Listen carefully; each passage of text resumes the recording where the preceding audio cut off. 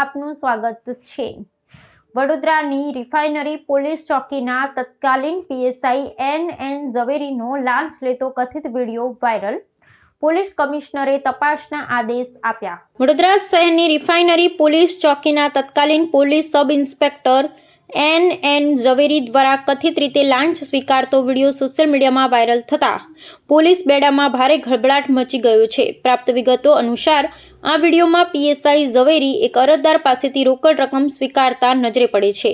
આ ગંભીર બાબત સામે આવતા જ પોલીસ વિભાગના છબી ખરડાઈ છે અને ઉચ્ચ પોલીસ અધિકારીઓ દ્વારા તાત્કાલિક અસરથી આ મામલે તપાસના ચક્રો ગતિમાન કરવામાં આવ્યા છે।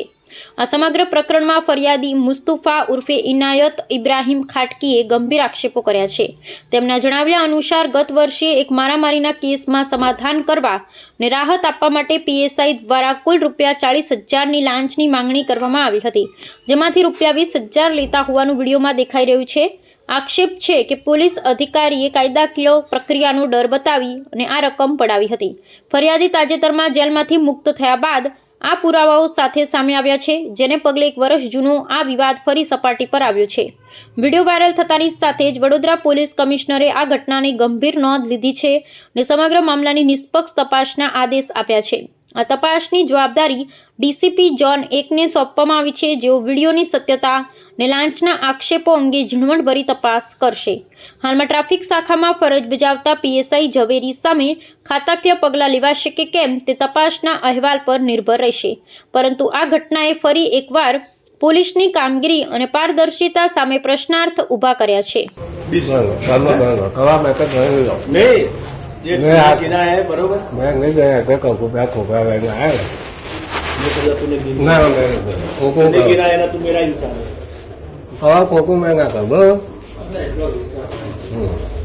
इमरान तुम पे किसी पे नहीं तेरे भरोसे को आओ कि मैं आगो मगर मैं काका आगो काका मैं सेवा में गो यार एम को लोग करके अभी नहीं है 1 महीना પછી भी करते तेरे जाने नहीं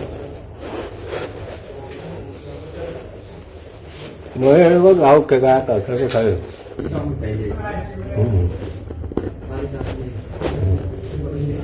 એમ તો એવા નથી એ લોકો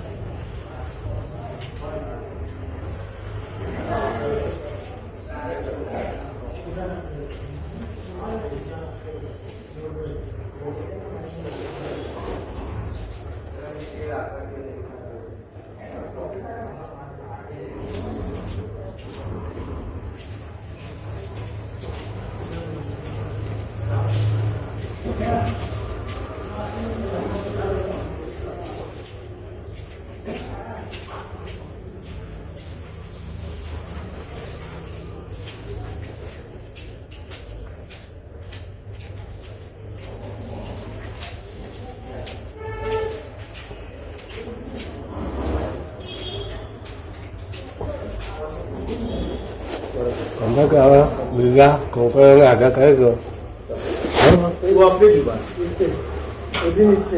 वो जो ये बोला वही उसमें मेरी जुबान नहीं फिरेगी। ऐसा नहीं अभी देखो मेरी बात सुन मेरी जुबान नहीं फिरेगी। नहीं ऐसा नहीं है। अभी मेरे पास 15 पड़े थे, 5 इधर उधर करके मैंने 20 मंगा के दे दिए। अब जिस दिन औरतों को लेके आऊंगा ना उस दिन 20,000 दे दूंगा। कोई बात नहीं बराबर ले जाओ। और ये सब पोला बन के हमारे घर से आके झोपड़ी के बैठे नहीं बालिया बोलिया कुर्सी डाल डाल के बैठे सब बोल रहा है। वो लड़का अभी आया था ना, वो बोल रहा है कि सब कुर्सियां डाल डाल के घर के पास बैठे। पर ये ऐसा बाहर नहीं नहीं। साहब वो क्या हमको अब घर पे जाना है तो खाली ये ना જો અમે ચાવડા સાહેબ ગયા હતા સાહેબ અને એમને ઘરે ગયા હતા, કોઈ પૂછ્યું તમારા આજુબાજુ અમને ઘરે નતા ને 3 વખત આવ્યા।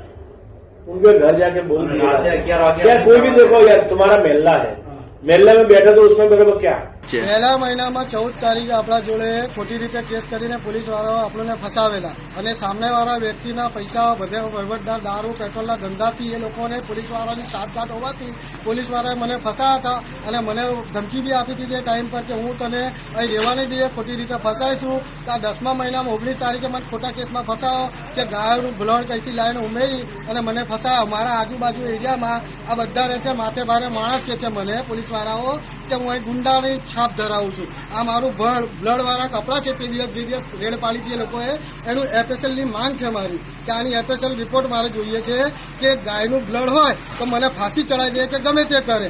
આ હું મારા પાળા કાપેલા છે નિયાજના અને ખોટી રીતે મને ફસાવવામાં આવ્યા. આ મારા બાજુ બધા હિન્દુ રહે છે, આ બધા માથે ભારે માણસ છું હું. ત્યારે અમને પૂછી જો તમે તો હું કોણ કેવો વ્યક્તિ છું. હું સારી રીતે ધંધો કરી ખાઉં, મારું ગુજરાન ચલવું છું, એકી દુકાન પર ગુજરાન ચલવું છું અને આ મને ખોટી રીતે પોલીસ વાળાએ ધમકી આપે અને વારંવાર હજુ પોલીસ વાળાનો ત્રાસ છે.